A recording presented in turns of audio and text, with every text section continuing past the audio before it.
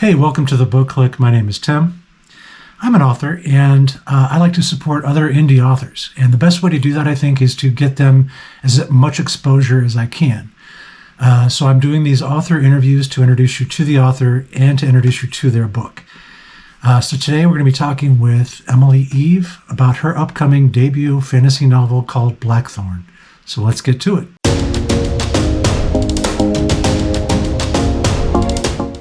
All right, we are here on a rainy Saturday morning. It's rainy for me, at least. Is it rainy for you, Emily? It is not. It looks like a nice clear day here. I'm in New Hampshire, so Well, I'm in Ohio, and it's raining pretty bad. But we're going to go ahead and talk to Emily Eve today about her upcoming book, Blackthorn. So yeah, let's just jump right into it.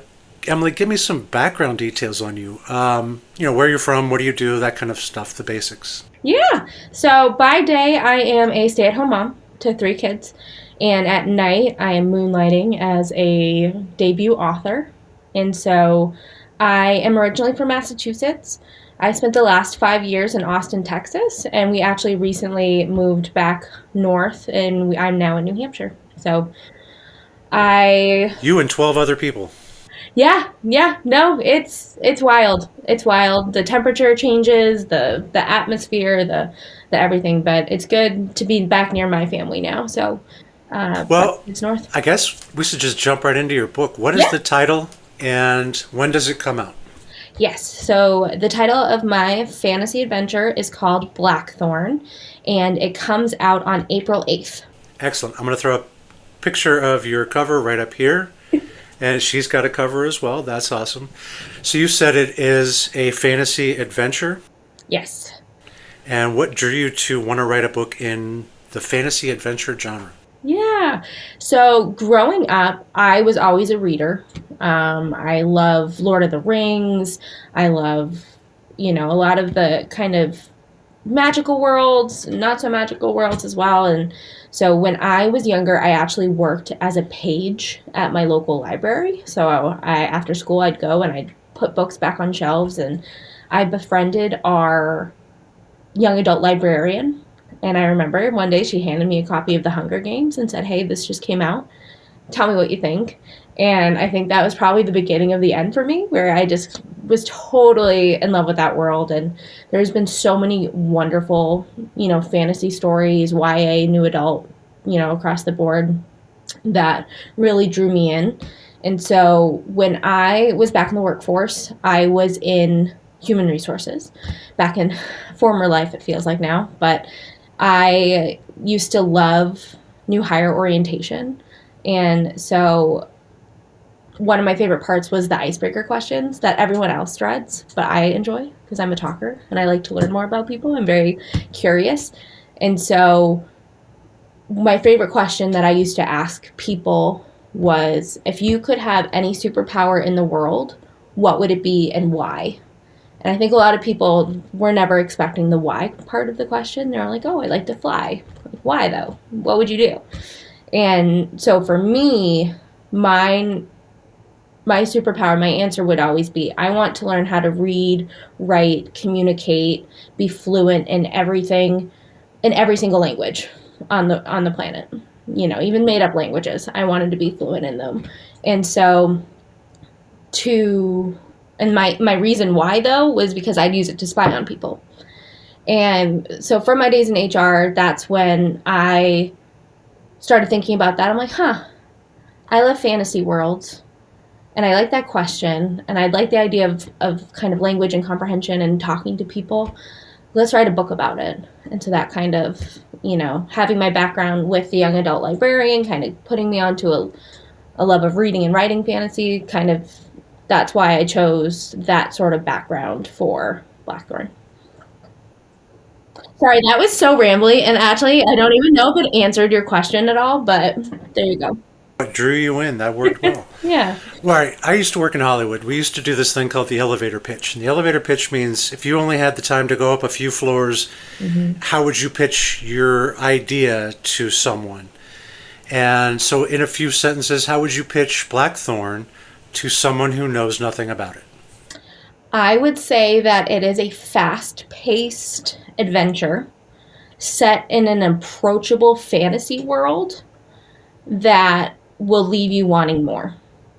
And so the feedback I've gotten from my early reviews is that it hooks you from day one.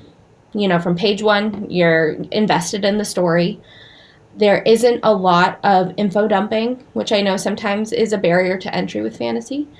And it is approachable in that the world building is simple. The names are kind of common names that you'd find now, like Bonnie and Freddie and Gwyneth and Bronwyn. You know, I don't go crazy with the language.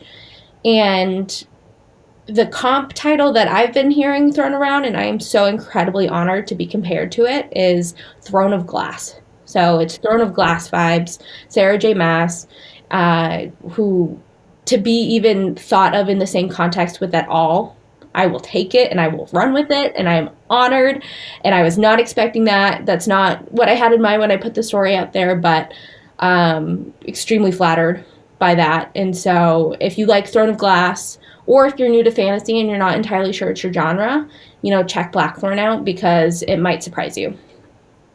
All right, what would be like one sentence to say, here's what happens in this book? Rebel assassin Bonnie is forced to work with the son of her enemy to save rebel lives. And Excellent. so, yeah, I love Grumpy Sunshine. I love enemies to question mark. I love forced proximity.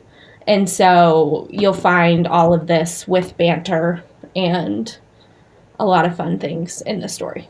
And so if someone picks up your book right now, reads that first page, you're convinced that they're going to want to keep going. Yep.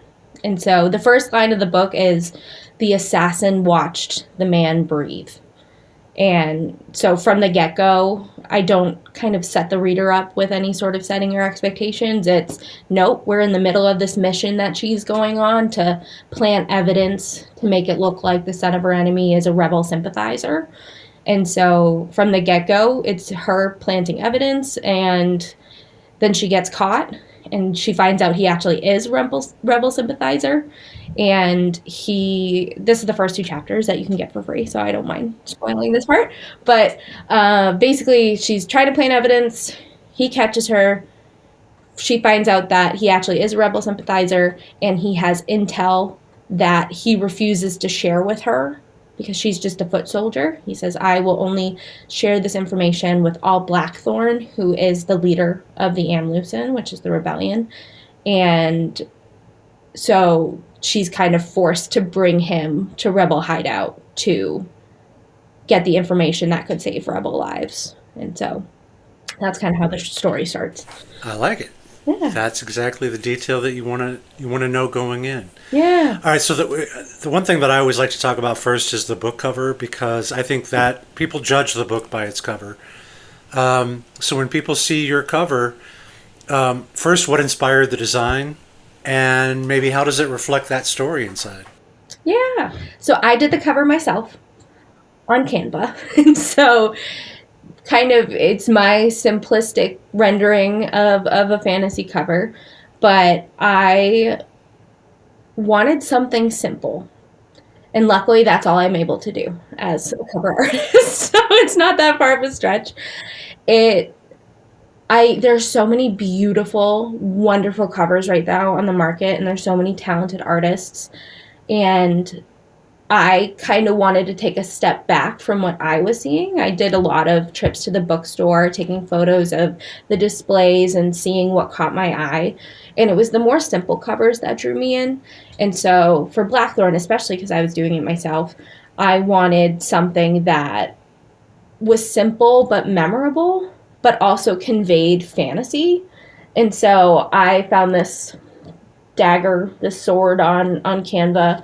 I added stars because there is a magical element to the story and it's fantasy. And so I kind of ran with it. We tried a bunch There's magic in fantasy? Yeah, I know, but can you believe it? And so actually this was the first one I ever did. This was like a Canva template. And it was kind of the free Canva sample was already like this. And then I got into Canva Pro and played around with the colors. And it's not like a happy story. Like it's a rebel assassin, murdered parents, evil king.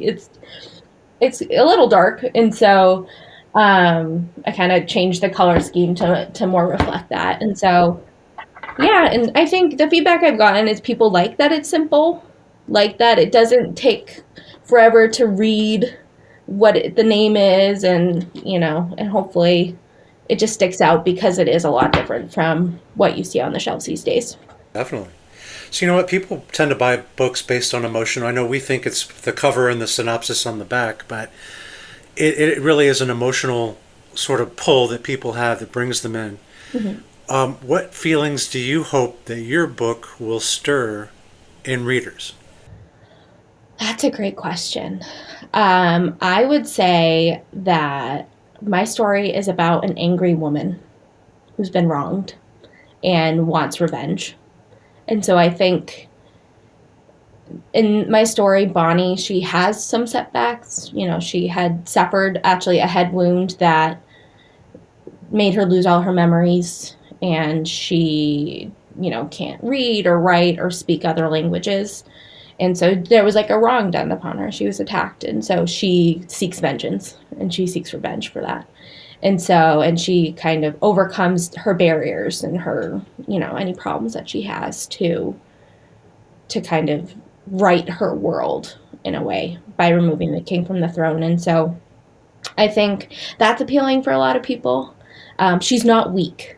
She's not, I kind of wanted to flip the narrative. A lot of times you see, that the male character is the one who saves the day and who comes in and, takes care of the helpless female who, is frail and all this stuff. And I was sick of that narrative. I love it for other stories and other authors, but for me, I'm like, no, I want to flip the script. I have a morally gray. She's more morally gray than the man is. Lord Frederick or Freddie is described as being our golden retriever, green flag MMC. And so, I think that is kind of the emotion a lot of people will tap into is just, trying to seek justice, get revenge, and that women are powerful and that they can be the ones to save the day as well. Yeah. Well, that takes me on to there's a lot of fantasy out there. Mm-hmm. And you've touched on the fact that your female main character is angry, and that's definitely making it different. What is something else maybe that's fresh and different in your book that might pull someone in? Because there are so many of the same similarities that you can find in, this fantasy book and that fantasy book. What makes yours different, I guess? That's a great question. I think kind of flipping the script, like I mentioned. So, she's not the helpless female. He, is more of a green flag than she is, but he has his own issues. I think a lot of people dive into Blackthorn not knowing what to expect, especially for me, because I'm a debut author, and finding that a lot of the typical twists and turns that you find in a fantasy may not be applicable to the story. She is a badass rebel who also has this strange connection with animals. And, there's magic in the world, but not in the country they live in. And so there's kind of a lack of fantasy, but also fantasy. I don't know. I don't want to give too much away because I think you can't. I just wanted to know if there was my book is also an epic fantasy adventure book, and everything in there is so typically standard. Got it. But then when everybody read it, they went, "It's got the same tropes that you always see, but he manages to do this kind of or flip do the that." And so a little bit. Because I did not actually read a lot of fantasy going into writing my book. Oh, okay. And so I said, but I always wanted to write a Game of Thrones kind of book. Yep. And so that's when I went into it, I just said, how can I make this different? Because I don't know enough to know what I should not do. So, and that's where I just said I'm going to include everything. So that's kind of what I was wondering is there anything else in there that you would say is just different, I guess, that we're not different, but that you've managed to turn on its side maybe? Yeah. I will say that a lot of the book, I am kind of, you hear with authors, are you a pantser or a plotter? And I'm a combination of that, in that I know the big points I need to hit to get the story from A to B to C, but the way that I get there is very much, I'll be writing and I'll say, oh, well, it'd be kind of, I'd like to see this in the book. If something, it'd be really cool if this person came in and told you XYZ, or, it'd be really cool if this happened instead. And so maybe that's part of what kind of sets it apart, that I don't necessarily, follow a typical structure, and I just kind of go wherever my mind takes me. Oh, yeah, I did the very same thing because I don't plot out every single thing, but then sometimes I'll go back and look and go, well, they didn't do what they were supposed to do. They were supposed to do that. I never understood when I saw authors say, like, oh, it's funny you think that I'm in charge of what my characters do. I never understood that until I started writing, and then I was like, oh, I see. Like, I have characters in here I wouldn't have never dreamed did XYZ, and here they are. So, yeah, no, it's great. It's fun. Well, it is. Let's tie you a little bit into the book. Okay. What personal experiences inspired you to write this book? Um, No, we already covered this, didn't we? we covered it a bit with my inspiration behind the book. I will say that last night I got dinner with two of my girlfriends of like 20 years. So they're my best friends from middle school, and I love them to death. And one of them actually read Blackthorn for the first time last week. And it was nice to hear from her, because, and she's not a big reader. She's not really into fantasy. And she gave me the feedback that she saw my personality woven in through some of the interactions with some of the characters. And she was like, I've known you for 20 years. I'm reading these interactions between Bonnie and Freddie, and there's a character named Bronwyn, who is my personal favorite character. And she was like, I read it in your voice. It was like I was sitting in a room with you and you were acting the story out. And so I would say to read Blackthorn would get you, a little insight in who I am as a person. And so that would be kind of another way that you can find me in the pages. Oh, yeah. That was actually going to be the next question, is how Yeah. much of you is in the book? And it sounds like an awful lot. Yeah, which hopefully people like it. Maybe we find out we wouldn't be best friends, but Oh, yeah. it's fun. So then, because you are a debut author, is this a one-off for you? Are you ever going to write again? Is this a series? Is this a book and then you're going to do another book, and then what's the future for you? What's the future? So this is actually a loosely planned trilogy. So this is book one. I am about, I would say, like 70% done with book two, when I set my date for publication and realized how much marketing goes into being an indie author, and Never. There's no oh marketing my involved. goodness, it is a whole separate job, entirely. You have to make from- videos on YouTube and everything. I know, you have to get interviewed by really nice other people, and do that, and put on makeup for the first time in forever. So yes, so I'm probably like 70% of the way done with book two. I'm about like 80,000 words into it, but I don't really go by word count. I go by like in my heart, in my soul. How done do I think the book is? And so I would say planned trilogy. There's only one person in the world who knows where I'm going with it. So kind of it's a friend from college, and we touch base, and I tell her where I'm thinking, and she reality checks me, and yeah. So I think this would be a trilogy. I'm not one of the people who particularly enjoys series. And again, there's exceptions to the rule, but that like span on like Well, that's a 7, good 8, 9 question then. books. That's a good question then. Is some people like to wait until a series is done before they start reading it.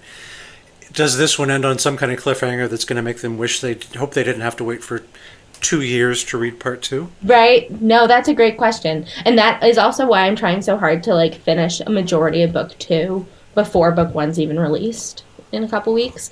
So we'll see how that goes. But I would say that the main storylines end pretty well, and like people are pretty satisfied, but there are some lingering questions and things that I hadn't answered that people keep wanting more. Sure. So more Absolutely. like about relationships between characters.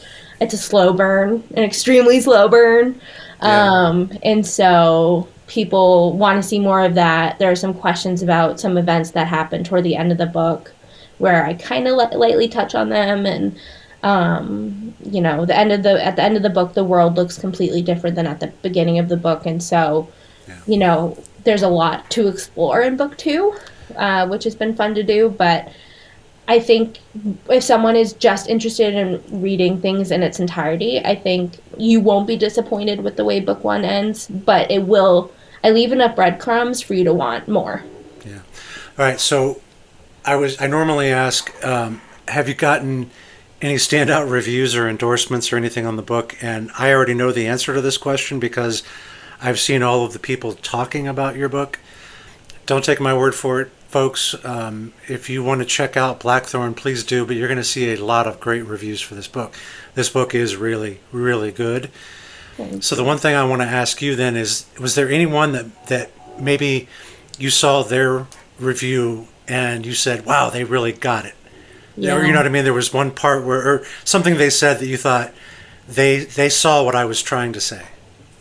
There are a few that legitimately brought me to tears.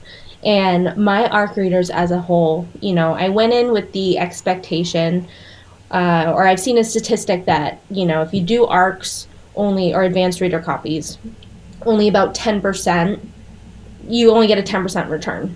And Yeah. so if you send it to 100 people, maybe 10 people will review. I think my final cap was like around 250.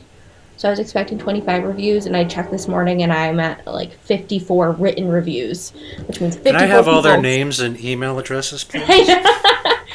They're fabulous. I was in shock. I was not expecting even half the turnout, and I definitely credit the power of threads because I feel like that's where I'm really focusing my marketing efforts.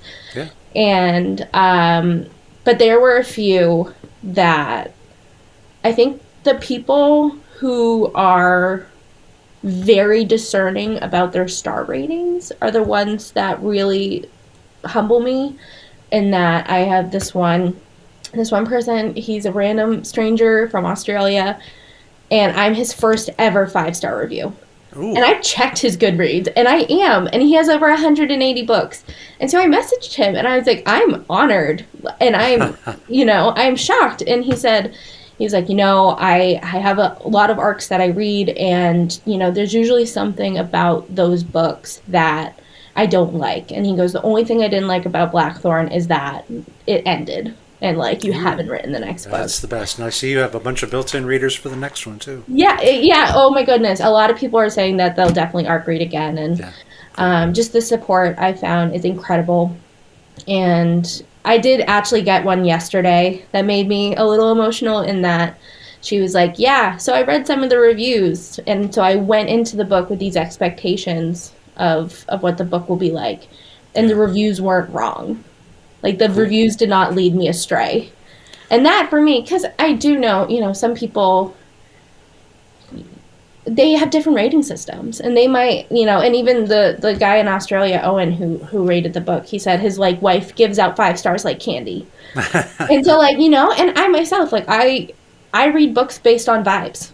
If I vibe with your book, 5-star. Yeah. Great job. You kept me entertained. That's not easy to do. My mind goes, I have 3 kids I'm chasing around. If I can sit down and focus on a book, all the more power to you.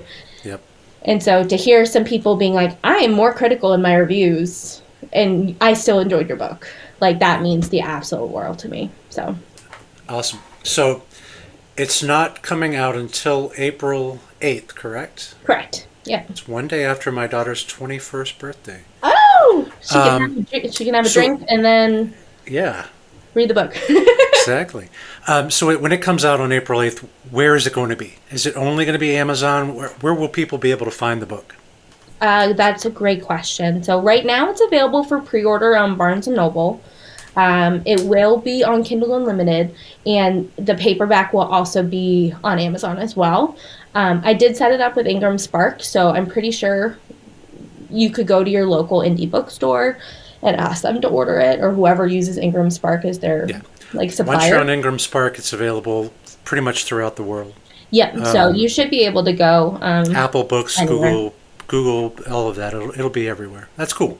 Yeah. So it will be nationwide, basically, or Yeah. worldwide, actually. Ugh. It's terrifying. Well, yeah. In Absolutely fact, terrifying. So I saw exciting. I saw But my when I did Ingram Spark for my first book. I was like surprised when it showed up on Waterstones, and Waterstones is like the English Barnes and Noble. And yep. so I was like, I didn't even know that. That's cool. Yeah. Yeah. Super cool. So if someone is on the fence about buying Blackthorn, what would you say to convince them? What would be your sort of final pitch to say, you need to read this? I would say a good place to start, if you subscribe to my newsletter, you'll get the first 2 chapters free. And so that's very low barrier to entry. Give the first 2 chapters, see if it, piques your interest. And if not, then, glance at Goodreads because I've been getting really great reviews. I'm sure maybe that'll change once it's out in the wider world.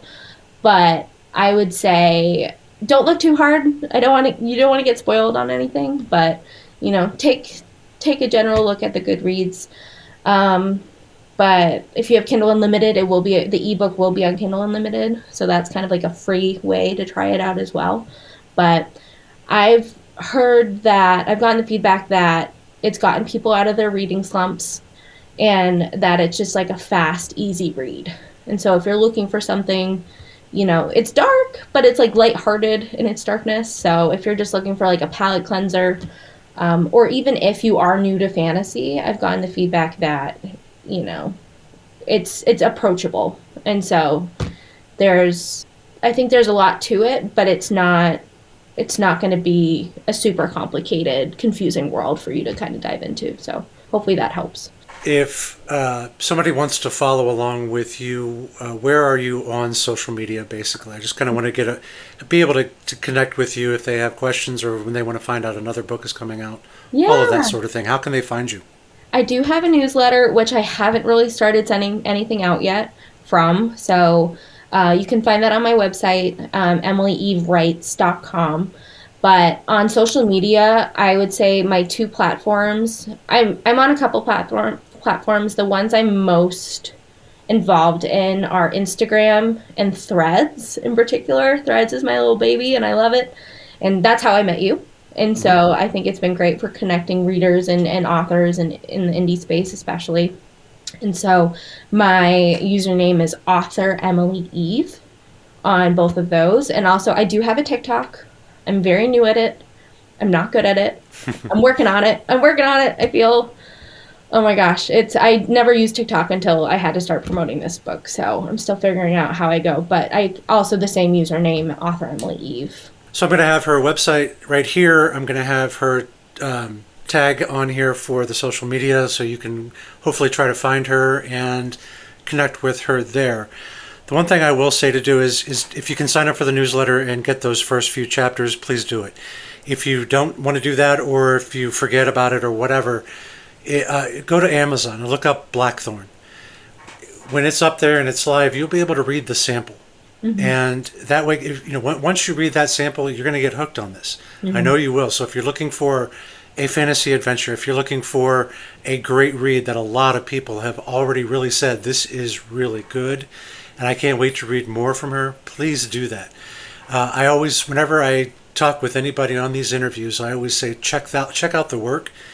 And these are the people I want to talk to because I've checked out the work and I know it's good, and I've seen the people that are reviewing it and they know it's good. So when I ask you, please go check out Blackthorn, I'm telling you that you're going to enjoy it, you're going to get hooked, you're going to want to buy it, and you're going to want to read more from Emily when it comes out. I can guarantee you. So yeah, thank you very much for joining me today, Emily. If you can, please subscribe to the channel. If you're not already subscribed, if you can, leave a comment down below because that helps the channel grow. More people see this video and more people will hopefully be able to check out Emily's book. Even if you can just like it, just click on that little star or little heart down there. Or no, I think it's a thumbs up for YouTube. But give it a thumbs up because, again, that shows interaction and it helps promote the channel, promote this video, and it helps this indie author get more exposure. I'd really appreciate it. So subscribe, like, and comment. And we'll be back with more author interviews soon. and some more advice. I've got another video coming up where I'm going to be checking out the results from my Amazon ads. I actually had another sale from that yesterday. So it's one of those things where we're constantly trying to provide new information. So please subscribe. Thank you very much for tuning in, and we will catch everyone next time. Thank you. Awesome. Thank you so much, everyone.